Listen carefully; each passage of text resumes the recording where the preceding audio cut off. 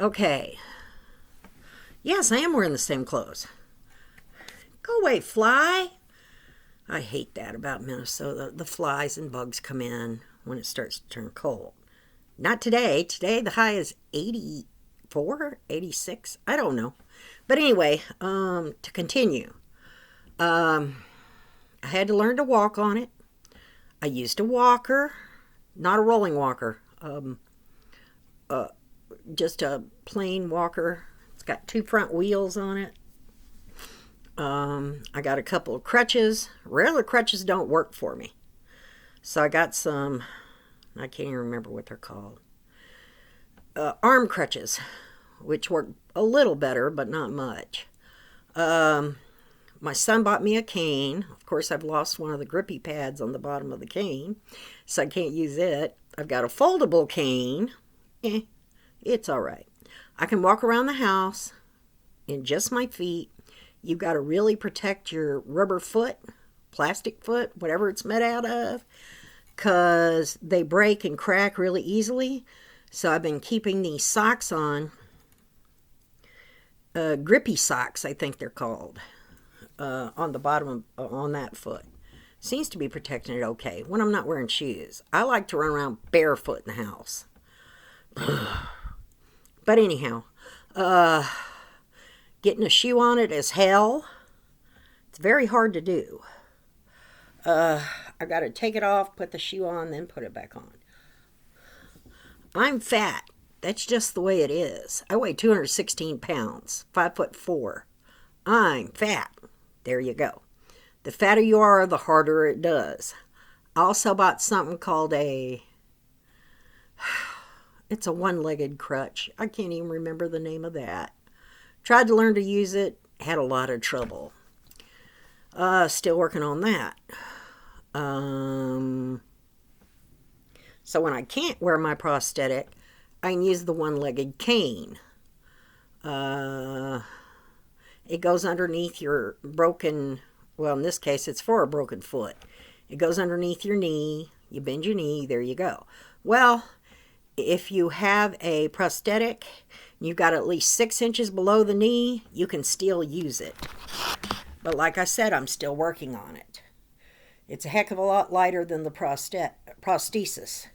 They told me the prosthesis weighs about 5 pounds. It does, but it feels like 10 pounds.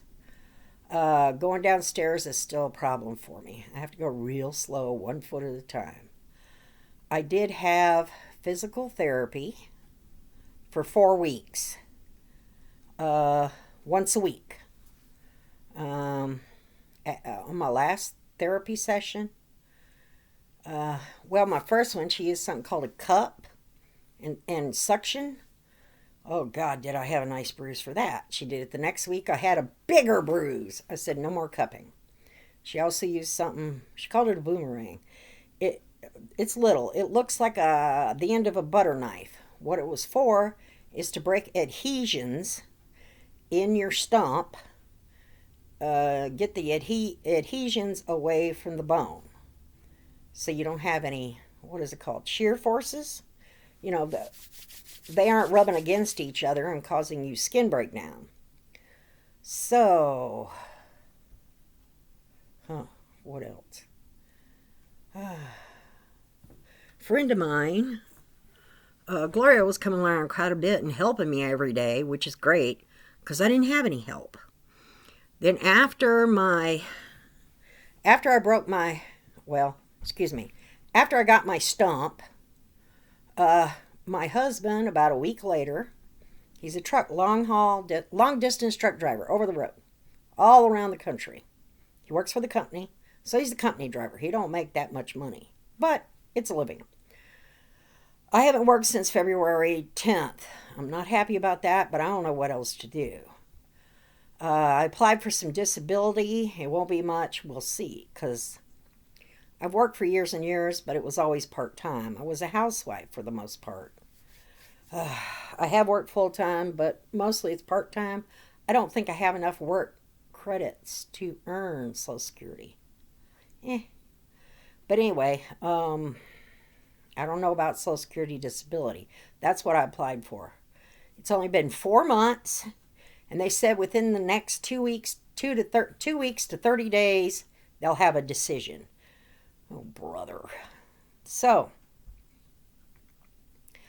I've never been in the hospital except to give birth to my son, who is 23, Logan. And never been in the hospital. This year, I've been in the hospital, let's see, 1, 2, 3, 4 times. One time was after my amputation. I fell and broke a stitch. The doctor at the emergency room said, don't worry about it. The same doctor that put the splint on me. So the next day, luckily it was a Sunday. So the next day, I called the Dr. Silverman, the one that did my amputation. He said, come here now. So I did. They put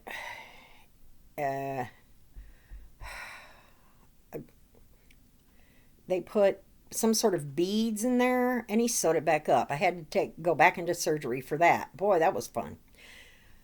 Then I got put back in the hospital for a few days, and they pumped me full of antibiotics. Because of my type 2 diabetes, he didn't want to get infected and have to chop more off, which I understand that. I didn't want him to either. I had to go to the cities again. I was in the cities. United Health, I believe, was the name of the hospital. United Healthcare is my insurance. It's crappy. United Health. I had my amputation. The next day, they put me on morphine drips. The next day, a pain management specialist come into the room. She woke me up.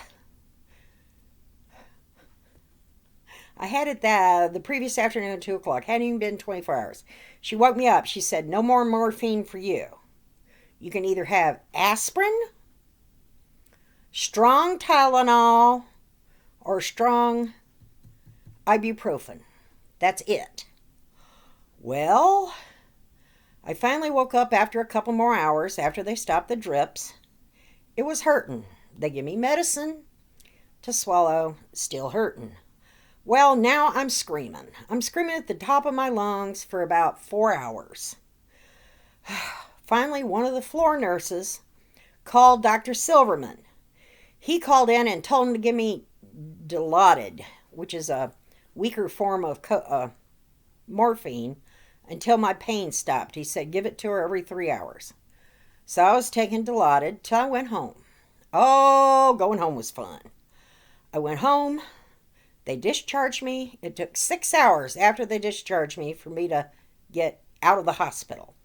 Well, once they discharged me, give me the papers.